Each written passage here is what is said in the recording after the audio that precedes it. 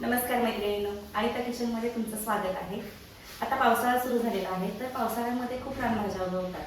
तर या भाज्यांमध्ये खूप पौष्टिक तत्वही असतात. तर अशाच एकाच भाजीची रेसिपी आपण पाहणार आहोत. चला, आपण आता आमच्या घरामागे आलेलो आहोत. तर आता ही भाजी बघूया आपण. या भाजीचं नाव आहे तरवटा. याला कोणी टाकळाही म्हणतात. आता ही भाजी आपण फक्त कवळी कवळी याची पानं घ्यायची आहेत, कारण ही अगोदरच तुरट असते.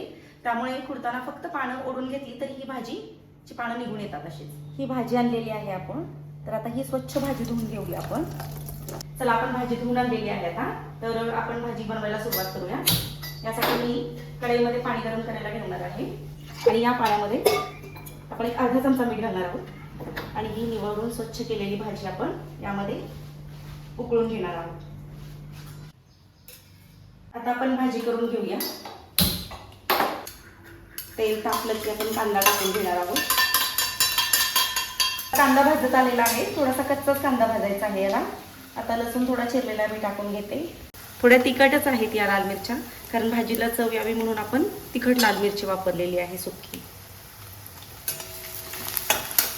ही यामध्ये घातलेली आहे मी. कांदा बघा जास्त भाजायचा नाहीये. एक वेगळी चव असते कांदा कमी भाजल्यामुळं. थोडा हिंग घालूया आपण. थोडी हळद घालणार आहोत. थोडे जिरे घातले. तुरटपणा असतो जास्त, त्यामुळे थोडी तुम्ही साखर आणि लिंबू असं जरी पिळलं तरी चालते. आता आपण भाजी टाकून घेऊया. आता आपण भाजी शिजताना थोडं मीठ घातलं होतं, त्यामुळे आता आपण मीठ फक्त थोडंसं घालायचं आहे चवीपुरतं.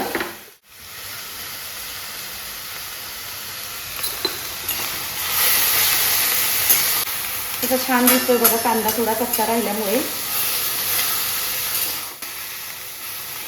आता याच्यावरती 5 मिनिट आपण झाकण ठेवूया. हळद घालते मी थोडीशी, कारण भाजीचा रंग हिरवा आणि पिवळा खूप छान दिसतो, त्यामुळे मी वरूनच हळद घातलेली आहे. भाजीचं पूर्ण पाणी आटू द्यायचं आहे आपल्याला. आता भाजी झालेली आहे आपली. आपण काढून घेऊया बघा.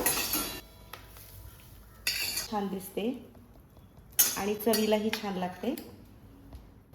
ही अशी आपली भाजी तयार झाली आहे पहा. तर ही भाजी भाकरी किंवा चपाती दोन्ही बरोबर तुम्ही खाऊ शकता. ही भाजी पचायलाही हलकी असते आणि शरीरातला वातही कमी करते. तुम्ही या पावसाळ्यामध्ये नक्की खा.